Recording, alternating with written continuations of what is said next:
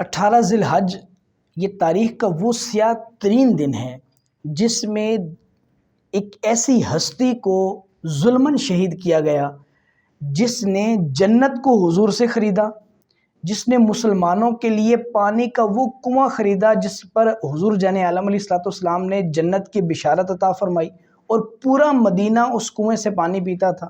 وہ شخصیت جس کے نکاح میں 2 صاحبزادیاں، پیارے محبوب علیہ الصلوۃ والسلام کی 2 صاحبزادیاں جن کے نکاح میں گئیں، یہ وہ ہستی ہیں جن کے بارے میں پیارے محبوب علیہ الصلوۃ والسلام نے فرمایا کہ میں اس سے حیا کیوں نہ کروں کہ اس سے رب کے فرشتے حیا فرماتے ہیں۔ یہ وہ عظیم ترین، بلند ترین اسلام کی ہستی ہیں کہ سابقون الاولون ہیں، یعنی سب سے پہلے جو ایمان لانے والے اصحاب تھے ان میں ان کا شمار ہے۔ ایک مقام ایسا بھی آیا کہ حضور جان عالم علیہ الصلوۃ والسلام نے ان کے بارے میں فرمایا کہ اب عثمان جو مرضی کرے اس کو کوئی پوچھ نہیں ہے، اس کو کسی کام کی پرسش نہیں ہوگی۔ حضرت سیدنا عثمان غنی ذو النورین 18 ذی الحج کو ان کا یوم وصال ہے۔ ان کی شہادت کا جو واقعہ ہے، بیسیکلی یہ جو غداری ہوئی تھی، اس غداری کے محرکات 3 لوگ ہیں۔ اس کو بہت ساری تاریخوں میں، بہت ساری کتب میں مختلف انداز و الفاظ میں بیان کیا گیا۔ 3 لوگ تھے بیسیکلی، ایک کوفہ کا تھا، ایک بصرہ کا تھا اور ایک مصر کا تھا۔ یہ تینوں اپنے اپنے شہروں سے چلے۔ یہ جو پوری سازش تیار ہوئی اس کا جو بیک گراؤنڈ تھا وہ یہ تھا، یہ اپنے اپنے شہروں سے چلے، ان کے ساتھ ساتھ 1,000 لوگ چلے۔ یہ 3,000 کا لشکر یہ 3 لوگ لے کر مدینے میں پہنچے۔ حضرت عائشہ صدیقہ رضی اللہ تعالیٰ عنہ ان سے ان کی ملاقات ہوئی، حضرت علی المرتضیٰ شیر خدا کرم اللہ تعالیٰ وجہ الکریم ان سے ملاقات ہوئی، حضرت عبداللہ بن زبیر ان سے ان کی ملاقات ہوئی۔ انہوں نے آ کر ایک اعتراض رکھا۔ وہ اعتراض کیا تھا؟ یہ کہتے ہیں جی حضرت سیدنا عثمان غنی جو ہیں یہ اپنے قریبی لوگوں کو وزارتوں سے، گورنریوں سے اور مختلف عہدوں سے نوازتے ہیں۔ یہ الزام لگا کر وہ ان کے سامنے آئے کہ آپ کچھ ایسا کریں کہ یہ خلافت سے دستبردار ہو جائیں۔ حضرت سیدنا عثمان غنی رضی اللہ تعالیٰ عنہ کے بارے میں ان تینوں شخصیات نے یہ کہا کہ یہ تمہارا وہم ہے، تمہارا خیال ہے، ایسی بات حضرت عثمان کے بارے میں سوچنا بھی گناہ ہے کہ وہ ایسی کوئی حرکت کریں گے، ایسا نہیں ہے۔ انہوں نے ان کو مطمئن کیا۔ یہ تینوں خود تو چلے گئے۔ اب دیکھیے سازش کا جو حصہ ہے وہ یہ ہے کہ اگر ان کو کوئی پرابلم ہوتی تو یہ آگے اور اس پر کوئی کلام کرتے، کلام نہیں کیا۔ یہ انہوں نے فوراً ہی واپسی کا سفر اختیار کیا۔ یہ تینوں جو 3 مختلف شہروں کے لوگ تھے یہ چلے گئے۔ اب ان کے ساتھ جو لشکر آیا تھا وہ واپس نہ گیا، انہوں نے مدینے کو ارد گرد سے گھیر لیا۔ 1 دن، 2 دن، 3 دن نہیں، پورے 40 دن مدینے کا محاصرہ رہا، اور بیسیکلی مدینے سے زیادہ وہ حضرت سیدنا عثمان غنی کے گھر کا محاصرہ تھا۔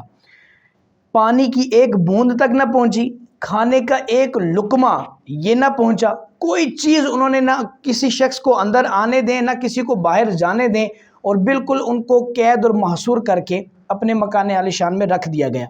حضرت عبداللہ بن زبیر نے اجازت چاہی، چونکہ یہ 18 ذی الحج تھا اور بہت سارے اصحاب اور بہت سارے اہل مدینہ حج کرنے کے لیے مکہ شریف روانہ ہو گئے تھے، بہت کم لوگ تھے۔ حضرت عبداللہ بن زبیر نے کہا حضور آپ ہمیں اجازت دیں، ہم ان کے خلاف 700 صحابہ کرام موجود تھے مدینہ شریف میں۔ ان لوگوں نے کہا حضور آپ ہمیں اجازت دیجئے، ہم ان کے خلاف اٹھ کھڑے ہوتے ہیں۔ وہ 3,000 کا لشکر 700 صحابہ کے سامنے کیا چھولے بیچتا تھا؟ اگر صحابہ اٹھ کھڑے ہوتے تو ان کے تو پر خچے اڑ جاتے۔ ارے یہ تو وہ تھے جو 313 تھے، اور بدر شریف میں انہوں نے وہ تاریخ رقم کی تھی کہ جس کا کوئی ثانی نہیں ملتا، تو یہ 700 صحابہ کے سامنے تو وہ ایک چٹکی کی مار تھی۔ لیکن حضرت سیدنا عثمان غنی نے کہا نہ، بالکل ایسی حرکت بالکل نہیں کرنا، میں حرم مدینہ میں خون خرابہ نہیں چاہتا، میں حرم مدینہ میں کوئی شور شرابہ نہیں چاہتا، میں حرم مدینہ کے سکون کو برباد اپنی جان کے لیے کر دوں، ایسا عثمان سے کبھی نہ ہوگا۔ حضرت عثمان نے ان کو منع کر دیا۔ پھر حضرت سیدنا عثمان غنی کے جو اپنے خاص غلام تھے ان لوگوں نے کہا کہ ہم تلوار لے کر نکلتے ہیں، ان کا مقابلہ کرتے ہیں۔ حضرت عثمان غنی نے ان کو منع کیا، نہ صرف منع کیا بلکہ فرمایا کہ تم میں سے جو میرے ساتھ عہد کرے کہ وہ ان کے ساتھ لڑے گا نہیں، تلوار نہیں چلائے گا، تو میں اس کو آزاد کرتا ہوں۔ اب دیکھیے حرم مدینہ کا، مدینہ شریف کے شہر کا کس قدر ادب ہے آپ میں، اور کس قدر آپ چاہتے تھے کہ یہاں کا سکون جو ہے وہ برباد نہ ہو۔ اب ان جو بدبخت تھے، غدار تھے، ان کا مطالبہ یہ تھا کہ آپ خلافت سے دستبردار ہو جائیں۔ حضرت عثمان نے کہا یہ نہیں ہو سکتا۔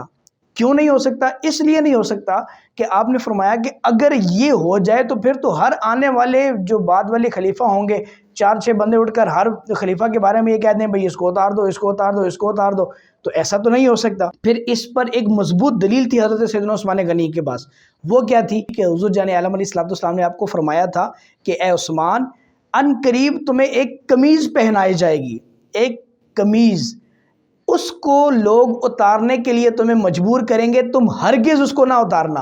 اور اس قمیض سے مراد حضرت سیدنا عثمان غنی نے خلافت لی، تو اس لیے آپ نے کہا کہ خلافت نہیں چھوڑ سکتا۔ اپنی جان کے بدلے میں مدینہ شہر کا ادب و احترام اس کو ملحوظ خاطر رکھا جائے، اس کی جو تعظیم و توقیر ہے اس کو سلامت رکھا جائے، میں اپنی جان اس کے بدلے میں دے سکتا ہوں لیکن خلافت یہ نہیں دے سکتا۔ اور پھر حضرت مولا کائنات حضرت علی المرتضیٰ شیر خدا کرم اللہ تعالیٰ وجہ کریم کو کسی کام کے سلسلے میں، کسی معاملات کے سلسلے میں مدینہ شہر سے باہر جانا پڑا۔ آپ نے حضرت سیدنا عبداللہ بن زبیر، حضرت سیدنا امام حسن مجتبی اور حضرت سیدنا امام حسین رضی اللہ تعالیٰ عنہم، ان اشخاص کی ڈیوٹی لگائی، ذمہ داری لگائی کہ آپ نے ننگی تلوار لے کر حضرت سیدنا عثمان غنی کے دربار گوہر بار کے باہر آپ نے پہرا دینا ہے اور آپ نے بالکل یہاں سے ہلنا نہیں ہے اور ان کی حفاظت کرنی ہے۔ پھر کیا ہوا کہ ان بدبختوں نے موقع پا کر حضرت سیدنا عثمان غنی کے پچھلے گھروں کی طرف سے آ کر، سامنے سے نہیں، فرنٹ سے تو آنے کی جرت نہیں کر سکتے کہ شیر خدا کے صاحبزادے سامنے موجود ہیں، تو کون اس تلوار کا مقابلہ کرے جو شیر خدا کے بچے کی ہے، کون اس تلوار کا مقابلہ کرے جو سیدنا عبداللہ بن زبیر کے سامنے جو ہے وہ ان کے ہاتھ میں کھڑی ہے۔ تو اس لیے انہوں نے پیچھے والے گھروں سے حضرت سیدنا عثمان غنی کے گھر کے چھت توڑا۔ جب وہ اس گھر کے اندر اترے تو انہوں نے حضرت سیدنا عثمان غنی پر وار کیا تلوار کا۔ اس وار کو روکنے کے لیے آپ کی زوجہ محترمہ انہوں نے آگے ہاتھ رکھا، ہاتھ رکھنے کی وجہ سے آپ کے ہاتھ کی انگلیاں کٹ گئی اور وہ تلوار حضرت سیدنا عثمان غنی کے بازو پر لگی۔ پھر انہوں نے دوسرا وار کیا تو حضرت عثمان غنی کا سیدھا ہاتھ یہ کلائی سے کٹ کے گر گیا۔ انہوں نے کہا اے بدبختو، تم نے اس ہاتھ کو کاٹ دیا جس ہاتھ سے میں نے وہی جو حضور جان عالم علیہ السلام پر اتری تھی اس کی کتابت کی تھی، اس کو لکھا تھا، اور تم نے اسی ہاتھ کو میرے جسم سے جدا کر دیا۔ بہرحال پھر انہوں نے یکے بعد دیگرے 9 وار کیے۔ حضرت عثمان غنی جمعے کا دن تھا، 18 ذی الحج تھی اور آپ روزے کی حالت میں تھے، قرآن شریف آپ پڑھ رہے تھے اور آپ کے جسم سے نکلنے والا خون جو ہے وہ قرآن کی آیات بینات پر پڑھا اور پھر جو ہے وہیں پر آپ کی شہادت ہوئی۔